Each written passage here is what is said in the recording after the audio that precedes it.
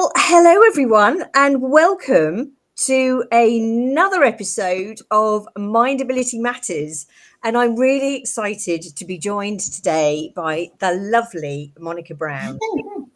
Monica, you have just been such a ray of sunshine. And like I said to you when I first met you, just love everything you're doing with the world of work and your business. So rather than me spout all fluff for 5 minutes, why don't you introduce yourself? Tell us a bit about who you are and your business.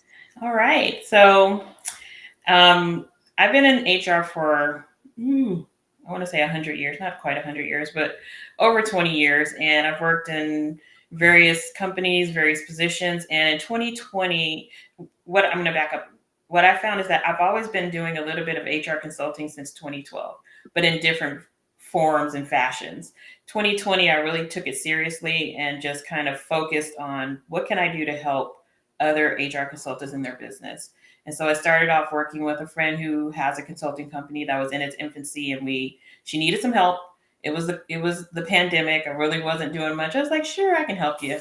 So I started off helping her build her business and doing the work of HR people. And then probably about maybe a year ago, I really started to look at what I wanted to do in HR, not so much what I could do for people, but what they needed me to do, but what I wanted to do.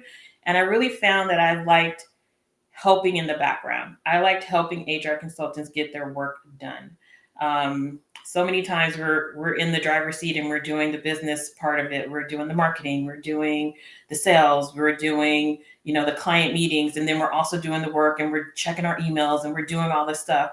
And it's just it can become overwhelming. And I often hear people say, like, if I could just clone myself, if I could have another me. And so I was thinking, like, I could be that other you. I could do that while you're out meeting your clients, while you're out, networking and stuff like that. So when you come back, you're not tasked with having to still do work after you've made all these great meetings and introductions or had this great client meeting.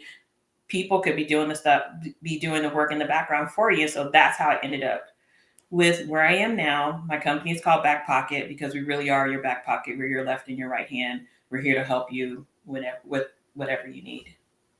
And I love that. And I think everything about you just shouts that, from the second I met you. It's, you've always been about that, how can I help? How can I serve? And how can I support, other people? And that's one of the first things I noticed about you with your business, which was when you were talking about, look, this is what I want to do. Yeah. It was just so obvious. Yeah. Just do it so well. When you're looking at some of the things you're doing now and some of the clients you're working with, what's the biggest impact that you're most proud of in the last year or so? I think it's time. Time is something we take for granted. We fill our calendars with so much stuff. Like, our day is jam packed. You get up at 6 a.m., you start working, you're still working at 8 p.m. But what I think what I can bring to HR consultants and what I have brought is that time factor. So while you're working on other things, I'm working on something, and we can come together and finish it. And then you have maybe 2 hours in the evening to spend with your families, or you have that time to go for the walk, or you have the time to have coffee with your girlfriend or make that connection that you need to make without having to worry about, like, oh shoot, I still have to write that employee handbook. I still have to write those job descriptions. I still have to do that benefit summary for recruiting. That's all being done while you are doing something else. And so that the gift of time, I think, is what I give most to consultants. And I think that's huge. And it's interesting, isn't it? You and I were talking yesterday about how actually when you see it, the amount of consultants who are still in that, I've got to do a 9 to 5, I've got to, I've said yes to this client and they want it yesterday. And we were talking about helping HR consultants who are new. Hi, Toby. Hi, Molly. Really be able to not only manage their time, but I think one of the extras that people don't often think about is, you were talking yesterday about, well, listen, I can actually help HRs by giving them a checklist to actually know the right questions to ask their clients Right. in order to get. Monica, is little things like that I'm sure are making such an impact like that. It is because when you mention about like clients want you to do this, like they're like, I need it tomorrow, but you still have to manage your own time because you still have stuff that you need to do, and it's helping you manage the client's expectation too. So if they give you something on Monday, like I'm sure they want it on Tuesday, but like no, because now you're going to kill yourself. You're going to stay up all night Monday to get it on Tuesday, and you want to make sure you're turning in your best product work. So no, okay, you give it to me on Monday. Okay, like let's talk realistically about expectations and delivery. Have it on Friday. So that's what, when I talk to my clients, I do ask them like, how critical is this? How soon do you need this? But I'm also thinking about my time and the other projects that I have going on. So I do try and be realistic in my time management. I'm very transparent. If I can't get it to you in your time frame, I'm going to tell you I'm not going to waste your time and say yes and then not deliver. So I want to make sure that I'm managing the expectations as well. But the other point you brought up is that we're, as new consultants, we're in this mind frame because I think we're still generalists. And so we're like, you're in a corporation and maybe you're the only HR person. And so you're doing all the work. So you're still in that mind frame, like, I can do it all. But you have this extra layer of being a business owner. So that part about the work, yeah, you probably could do it, but then the other parts of your business suffer because now you're not growing, you're not meeting, you're not networking. And so we have to get out of the mind frame too of being the person that, do you really have to write the handbook? Do you really have to write that job description? Is that the best use of your time? Where else can you maximize your time to build your business and grow your client base?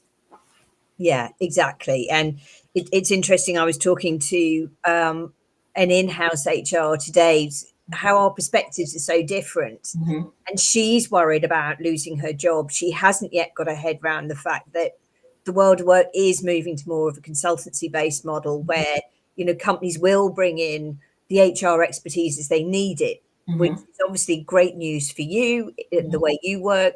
Great news for us. It's great news for businesses as well, I Yeah. think, because they can bring in that resource when they need Mm-hmm. rather than it being overhead. Mm-hmm.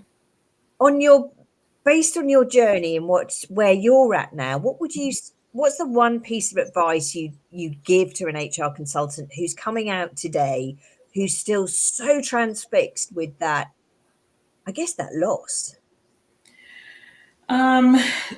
It HR is not you. HR is what you do. And I think sometimes we wrap ourselves up in, like, oh, I'm an HR. I am no, HR is what you do. And I think once you get out of this and really look at your total skill sets, so not only are you, I mean, you can do processes and procedures in your sleep, but you're also a negotiator because you're negotiating with clients and with candidates, right? When you're doing the offer part of it, they're negotiating with you on salary, maybe some perks or whatever. You're also a coach. Like you've coached many managers through difficult employee situations or difficulties that they're having with their next level manager. You're also a strategic person. Like you're looking at the business, although sometimes businesses don't appreciate that, but you're looking at the total business. Like how can we maximize what we have, our people efforts? How do we make sure we keep our attrition down? Those kind of things. So you look beyond just the kind of administrative part. And that took me a long time to get there, to look at it and see like, no, I do have skills that are beyond me writing this or creating this policy or making sure that this new hire is onboarded correctly. Like I've had a seat at the table. I can talk through meetings. I've been there with the planning. Like, let's look at this. Let's look at the organization as a whole. Who do we need in our seats? Who, making those hard decisions about reorganization, those kind of things. You have to look broader than just the paper aspect of HR. And I think that's been my journey probably for the last maybe 4 or 5 years. Yeah, yeah, and I don't disagree. And I hear that all the time. When I first started work with consultants, it's that, I'm an HR consultant, and I always say, you're a You're business a owner business person. first. Yeah. Yeah, you're a business owner first and foremost. Yeah. Mm-hmm. That's where I think, particularly with what you're doing, more and more people are going to be coming to you, certainly in the next 4 to 5 months. And in preparation for today, there's a stat that I thought, oh my gosh, Monica will run with this.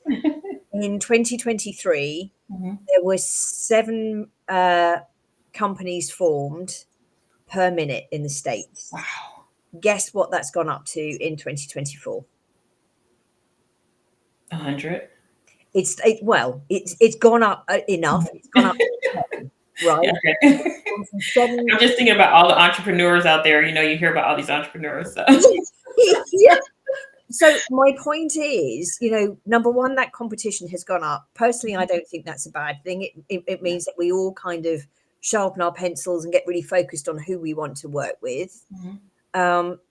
But I also think that the other thing there, it highlights how fast things are changing, Mm-hmm. and you don't have to have staff yourself. And I think that's the beauty of your model, Mm-hmm. is that you're providing that support to help the HR consultants grow in scale. Yes. And Monyca, I'd love to share and just talk about something we were talking about yesterday, Okay. which was, and I thought there's such value in that when we were talking about, the way that you are able to read through things and edit things and really think about it from, the aspect of, well, look, there's more to this. You've missed this, or hang on a minute, there's also a new state policy that's here. That to me was really, really makes you different. You want to tell us a bit more about that? Yeah. So when I was looking, you and I have talked about this, when I was looking to pivot like out of really client facing HR and really just focus on the back office, one of the things I said to you is like, one of the things that we probably don't have enough time to do is proofread everything that goes out. If I'm looking at it 10 times, my eyes already see what should be there. So I'm not really catching everything. And maybe the tone isn't correct, or maybe I've missed, some critical piece that needs to be updated. And so we talked about like, well, why would people pay me to proofread? They can get a VA, but when we hashed it out, it was really a VA. Yeah, they can do the Grammarly, they can do all that. But if you are looking for someone to really, if you're doing a handbook or you're doing a policy, you want to make sure that it's correct, that it's compliant. Maybe there's a bit of piece that you miss because you're just busy in your day. And maybe there's a new law that came out that you didn't know. And I was helping one of my clients, and it was a handbook, and the voting, it just so happened because we were in this voting, this election period, that all this information was coming out. And I noticed that the policy in her handbook was outdated. And I wasn't sure, like I'm well versed in California law, but I wasn't versed in her city's law. But it just was something that I happened to come across my desk that I read. And I was like, I think this policy changed. I think this is the correct amount of hours. I said, but you're an expert in your city, so please, do this. And she was like, oh yeah, I totally spaced on that. So having an HR person edit your stuff comes with a different critical eye. I'm not just looking at periods and commas and, is this, the right spelled word? I'm looking at, does this make sense? Will the employees understand it? Is it compliant? I'm looking with that kind of eye, a more critical eye than just, putting it through a spell check and making sure that it's correct. And that is so important. I used to do it with some of my bigger clients. Mm-hmm. I used to call it the 2 eyes policy, Mm-hmm. for that very reason, and I think we're seeing such an increase in, legislation changes, both in the States and over here in the UK, unless you're on top of it. Even those of us who are in it all the time, it's hard to be on top of it, right? It is. It changes at lightning speed. Like you think, like minimum wage, like in California, there was a proposition on the ballot. As of a couple of days ago, they were still counting to see if it's going to pass. And if it passes, there'll be an increase, in 2024 and 2025. So just, keeping up with that. I mean, there's so much that happens from day to day, month to month, that it really is difficult to keep up with.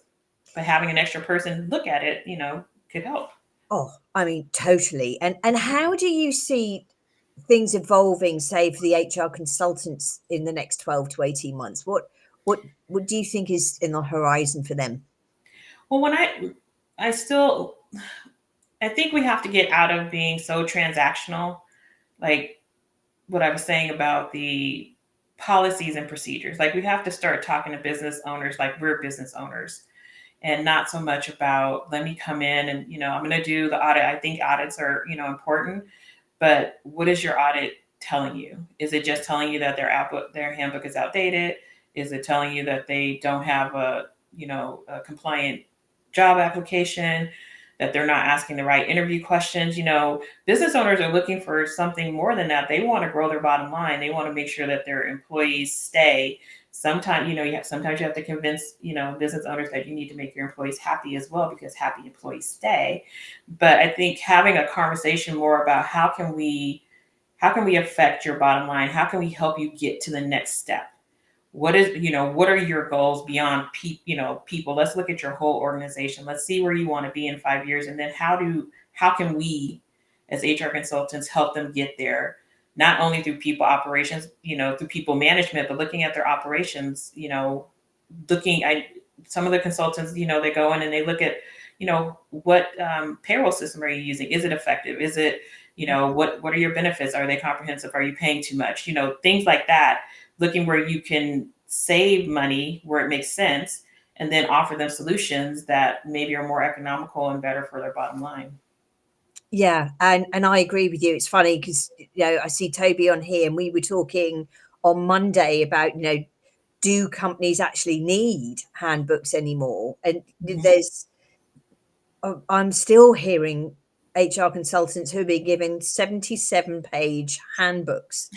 Stop it already, please. Yeah, who reads that? Nobody's going to read. They're just going to go to the end. It's like when you're online and they give you that thing to read and you just have to check it. Nobody's reading all that. They're just going to check it, right? Nobody's reading what's in there. Yeah, exactly. So I wholeheartedly agree with you that move toward, okay, what is your business plan, and therefore what's the infrastructure around the people piece that needs to be put into place, and that transition across from that. And I am seeing that more and more, and I know you are too.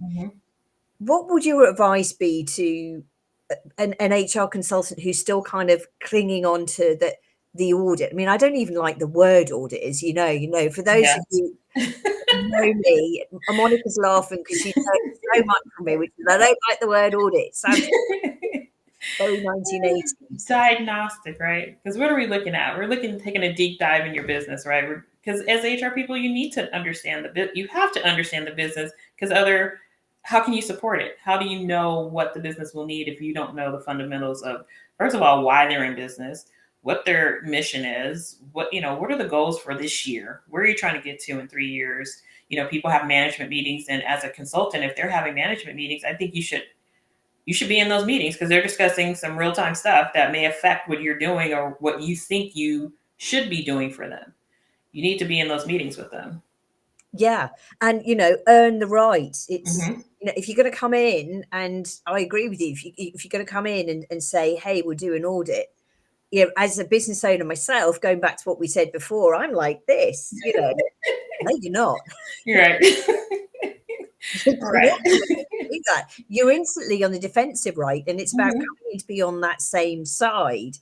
And that must be something that's quite a fine line for you with the work you do, which is, you've got a very high empathy level. You're one of the most curious people I know, and you're a very natural coach. You're not anyone that's ever needed to go into coaching. It's in your DNA with what you do. How do you support those that in a way, and how are you coaching them through it? What kind of questions are you helping them just to have those aha moments? So I would say this year has been a very transformative year for me personally, because I've taken a step back and looked at Monyca to see, like, okay, what, in this whole evolution of pivoting my business, but also looking at, well, what does Monyca have to offer besides, helping people? So besides, HR stuff. So I have taken on, I would say, buddying up. I don't know if I would call myself a mentor yet to them, but I have 3 new consultants that I really have, taken a liking to, and just want to make sure that they achieve what they want to achieve. So some of the things I ask them is like, why? First of all, what's your why? Like, why are you doing this? Because if you're looking for more time in the startup of your business, that's just not going to happen, because you're going to spend time building your business. And who are your clients? Really digging deep, like, not just, oh, I want, small business, I want small to mid-sized business. Give me a specific example. My client is 6 feet tall. dark hair, wears a suit, or, wears jogging pants, or, those kind of things, has coffee at Starbucks 5 times a day, is not a real, doesn't really like email, likes to talk, likes to text, get really granular about who your client is, so and then where do you find them? Non-traditional spaces. I'm always trying to think outside the box. You have LinkedIn, you have Facebook, you have Instagram, you have TikTok. Where do your people live? If they don't live there, where are they? Do you need to go to some? Do you need to find? Do they have clubs?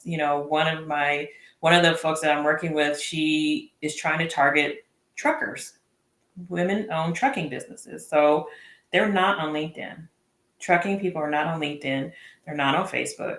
Where are they? Well, they have meetings, they have associations. That's where you need to be. So just, getting them to think about those kind of things, about just outside of what we normally do.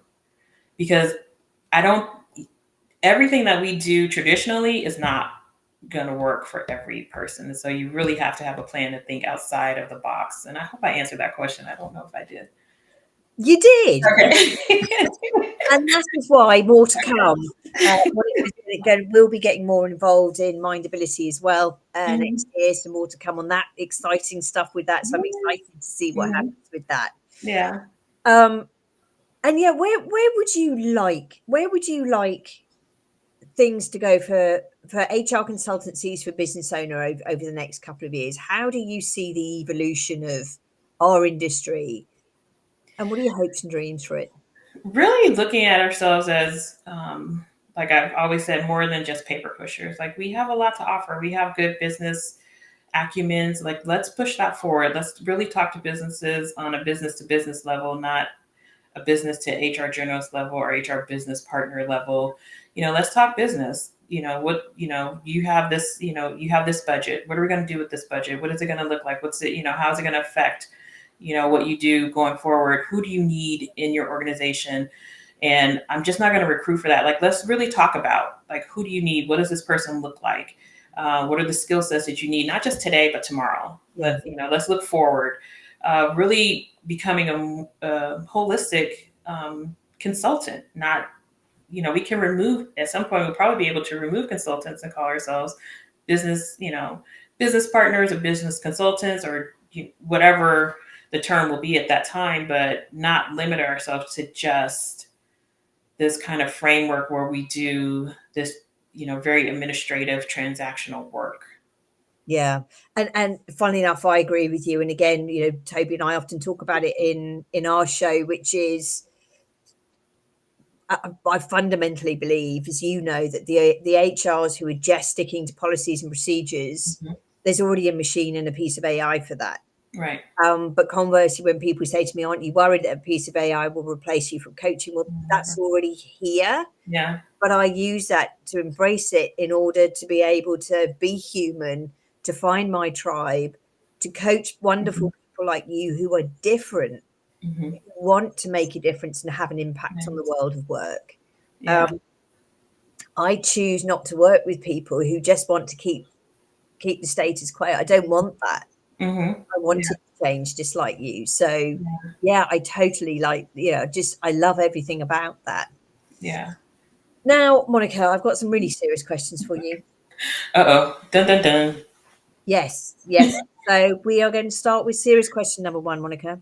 Okay. And that is, what is your favorite cheese, please? So I am a pro at making macaroni and cheese. That is my jam. That is what people ask me to make, like, during the holidays.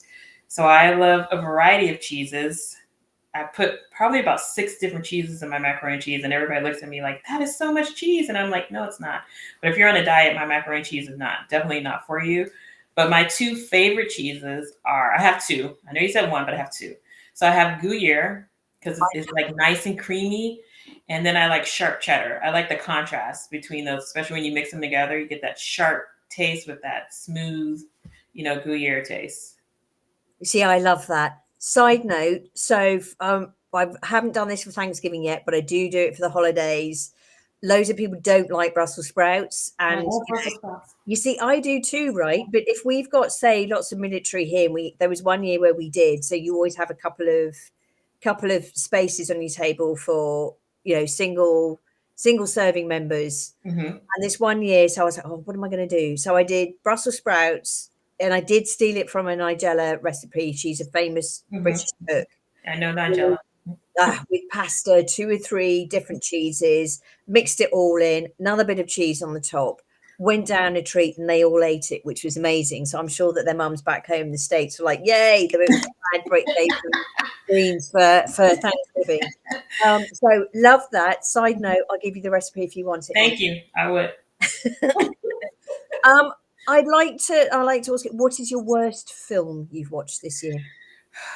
I know you and I were talking the other day about like shows that we watched and binge watch, but I would think it's that the latest version of the Planet of the Apes movie. Now I've liked the past ones. I don't know what it's called. It's like Kingdom of the Planet of the Apes or something like that. Kingdom of Apes, something like that. Kingdom of the Planet, something. But it just, I don't know if it came out this year or last year, but in the movie, Caesar's been dead for a couple generations, and I watched the whole movie, and I was like, this was a waste of time. It was the worst movie. I think I fell asleep like a couple times in it, and I was just determined to get through it. But no, I don't need to see any more Planet of the Apes movies at all. No. We did talk about a couple of things that we do like, and we were talking about, what was it? The Diplomat. Yeah. Yes, The Diplomat. I was telling you about The Lioness with Zoe Saldana. That one's a good one. And we're talking about I like Spy and Intrigue. Yeah. So we're talking about a few of those as well. But yeah. I also like I have this fix with these challenge shows. So you have the challenge, and this one called The Summit, where they're in New Zealand. It's just everyday Americans trying to trek across New Zealand. And I don't know why. I know. They're trekking through snow, high altitude. They have to do, what do you call it? Line. What is that called? Where you zip lining. Zip lining, yes. They have to zip line across, all kind of crazy stuff. I don't know why I love those things. I guess it's just the testing of your mental and physical abilities, and you're being pushed to your limits. And who are you when you're pushed to your limits? I think that's why I love. But I get a kick out of those shows too. Oh yeah. I love it. I totally agree with you. And now, Monica, the most serious question of all, obviously. Okay. You ready? I'm ready. Go. Okay, so I'm talking swimming pools, I'm talking vacations, and I'm talking swimming pool inflatables. What inflatable would you take, please? It's not an inflatable, I don't think entirely, but it's a noodle. The noodle is very versatile because you can sit on it like a horse, and you can just wade in the pool, or you could put it, over the front of you and put your arms over it and float, or you could put it on the back of you and float, and and you can just get all across the pool. I think that is my most favorite one. I heard you talking about a unicorn before. I love unicorns. I have a unicorn tattoo. They are my favorite. I collect unicorns, but that would have been my other one. But I like the noodle the best. I think noodle is a good idea. What color, please? Purple. My favorite color. Excellent. I love that. I love it. Just going back, funnily enough, to the program that you like in New Zealand, many years ago, as a mad as a box of frogs, only 20-year-old. So I was early to mid 20s, and I carried away. I'd seen the Paris to Dakar rally, and I've always been, up until kind of like late 40s, an idiot when it came to driving and driving fast everywhere. Obviously, I did the speed limit. Right. And along with that, I just got more and more enthused by this. So I started to get sponsors. I found a mechanic who had actually done the Paris Dakar rally. And he started to say, okay, well, this is how much money it is. And you need about 3 cars of bits with it. And you need to learn to shoot a gun and be this fit. Anyway, we started to look into it, and I met a boy. But I know at the same time, my dad started to get really worried. So then he put another kind of car thing in front of me, which was less dangerous, and perhaps something that I could do at some point, which was the Gumball Rally. which today remains something I'd love to do, but I don't think I'd be brave enough to, hike across New Zealand. No, I know I'm not, it's not in me to do that. When I see what they have to do, I just know it's not in me. First of all, I don't like bugs. So that's a killer right there. You know, no, and I don't like to camp in the wild. I like to camp at a hotel. So all those two things, those are the two major things, count just knocks me right out. But I'll watch it. I'll Oh, support you if you want to do it. Like I'll cheer you on. But exactly. yeah. And I'll trade you one other. Round the world in 100 days or something like that. Mm-hmm. Brilliant. So they have done it with some kind of B-listers and other celebs, but I like it when it was real people doing it, and Oh, I it's have to with watch that. wonderful places. Kind of like Amazing Race, right? Yeah, just like Yeah. that. It was so Yeah. cool. Yeah. Loved it. Yeah. Loved it. Now, Monica, there is one other thing that I'd love to ask you as a business club member, Mhm. and people who are, we talk to a lot of people the whole time. Mhm. What's it like for you as a business club member? What do you get out of it, and what would you say to anyone who's considering it? Anyone that's considering, I would say do it. Do it. The connections that you make are great.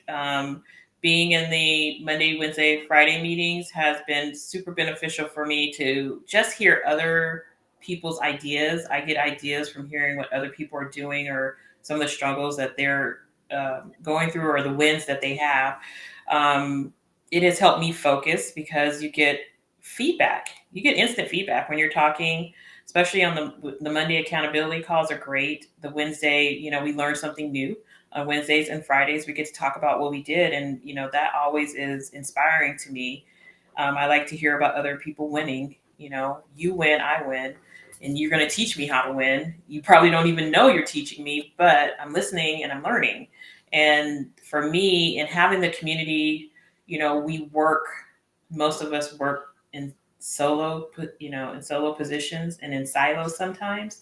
And so having, even though it's just online, having that conversation with other people, having that fellowship with other people has been really uplifting for me. And then I got to meet you, Sam, and I got to work with you. So Brilliant. And I've yeah. loved it, as you can tell. Completely off what we talked about before, by the way, but it doesn't really matter. We have a great time. Recorded. Exactly. Mm-hmm. Monica, if there's an HR consultant who is overflowing at the moment, Mm-hmm. what things are they looking out for in terms of where they're at to bring you in at the right time for their business?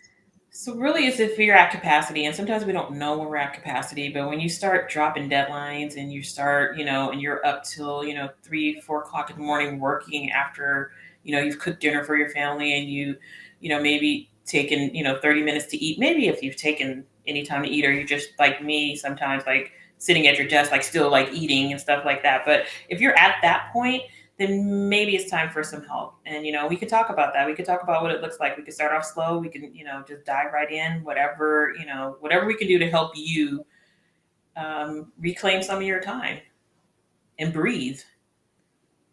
I love that. Yeah. Tell us more about some of the feedback you're getting right now from clients. So what they're finding is that, oh my gosh, like that you taking on that I don't have to worry about that. Like, I know you're going to do it. I don't have to worry that, that I'm not going to meet the deadline for my client. You're helping me really manage my time and manage my workload better. And for me, that's a great compliment. If I can do that, if I can, give you a little space to breathe and to relax and to exhale, then I think I've done a great service for you. Brilliant. Mm-hmm. And for anyone who's thinking, right, I need Monica in my life, how do they go about getting you in their life, Monica? You can reach out to me on LinkedIn. You can reach out. Can I say my email on here? It's kind of long. Just as much. You can email me at Monica, Monyca at BackPocket, BackPocket